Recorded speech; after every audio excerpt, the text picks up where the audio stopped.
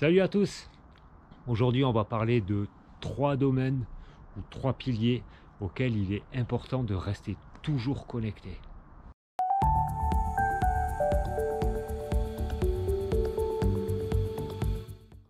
Ce premier grand domaine, ça va être la connexion à soi.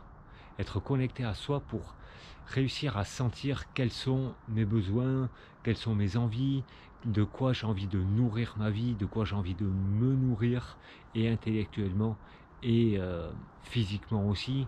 Qu'est-ce que j'ai envie de faire, qui j'ai envie d'être, qui j'ai envie de, de, de représenter un peu dans ce monde, et vraiment toujours se connecter à soi pour ramener ça, et plus on va le faire, et plus on va avoir confiance à ça. Parce qu'on va vite se rendre compte que quand on est connecté à soi, ben, les gens en face, ils vont pouvoir être d'accord, pas d'accord, poser leur avis contraire, dire que c'est pas du tout ça. Mais au bout d'un moment, on va avoir confiance, que sentir, non mais moi c'est ça que j'ai envie, c'est ça que je veux, je suis connecté à moi, et c'est ça que j'ai envie. Cette première connexion, elle va nous emmener à la connexion à notre entourage, familial, professionnel, amical, social, tout ça, pour réussir à s'intégrer en tant que nous-mêmes, et nous-mêmes assumer, et pouvoir intégrer ça au groupe, où ben, forcément dans un groupe, c'est pas vraiment des concessions à faire, on appelle ça des concessions, mais oui, c'est s'adapter à notre entourage pour pouvoir y être connecté, pour pouvoir le comprendre, pour pouvoir comprendre comment on avance avec, pour pouvoir l'observer, pour pouvoir s'enrichir avec aussi. Parce que les différences, ça emmène forcément des avis contraires qui permettent de prendre du recul, de réfléchir, de regarder sous un autre angle. Et, donc ça, c'est la connexion à notre entourage. La troisième connexion, ça va être la connexion à notre ambition. Ok, je suis connecté à moi, ça y est, je gagne en confiance. C'est souvent un travail qu'il faut refaire, parce que la confiance, elle n'est jamais acquise, surtout si on se challenge un petit peu tout le temps. Et si on ne se challenge pas, on va descendre un petit peu, donc cette confiance aussi descend. Donc je me connecte à moi pour réussir à connecter facilement à la confiance en moi, qui m'emmène à connecter plus facilement à un entourage, parce que si j'ai confiance en moi, mais je vais pouvoir plus facilement écouter mon entourage et regarder d'un point de vue différent du mien une même situation. Mon ambition.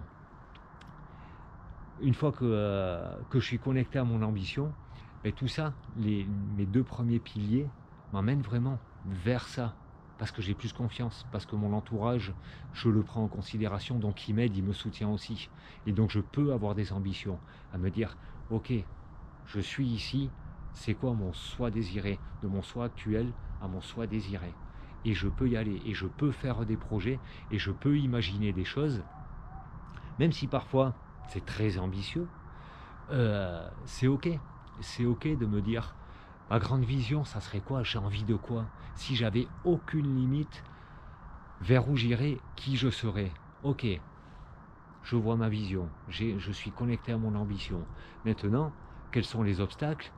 Quelles options j'ai pour dépasser les obstacles? C'est ça la connexion à son ambition.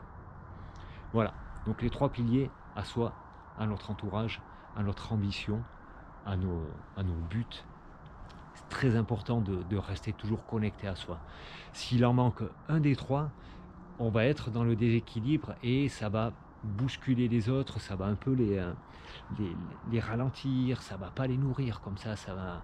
Et par exemple, si je suis connecté à une ambition qui est très forte, un challenge, et puis ça je le fais pour moi, donc je suis connecté à moi, mais que je suis pas connecté à mon entourage, à ma famille, ben voilà, je vais passer beaucoup de temps à m'entraîner, et puis je vais les oublier. Et eux, ils vont se sentir pas pris en compte avec ma présence. Et si à l'inverse, si j'ai encore une fois un gros challenge, et que je privilégie juste ma famille, et que moi je m'oublie, mais j'ai la connexion à moi. Et pareil pour l'ambition, vous l'avez compris. Voilà. N'hésitez pas, si vous avez des questions, que je prends volontiers, parce que les questions, ça aide à réfléchir. Et parfois même une question qui paraît débile en fin de compte, Pour moi et pour les autres, elle l'est sûrement pas. Parce que ça permet de prendre du recul et de regarder un sujet depuis un autre angle de vue. On y va comme ça et à demain pour de nouvelles aventures. Bye bye.